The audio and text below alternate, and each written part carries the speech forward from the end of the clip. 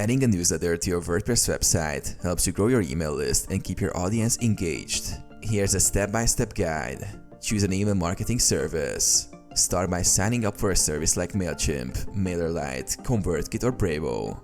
These tools provide email automation, subscriber management, and customizable forms. Install a plugin. Install a WordPress plugin that integrates your email service. Popular options include MailChimp for WordPress, Newsletter, WP Forms.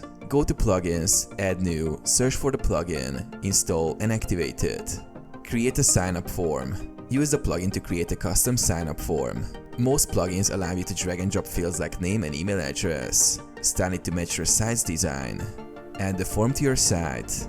You can embed the form in several ways. Widget. Go to Appearance, Widgets, and add the form to your sidebar or footer. Page or post. Use a shortcode or block to insert the form. Pop-up or slide in. Some plugins offer this feature for better visibility. Test and launch. Test the form to ensure submissions are working.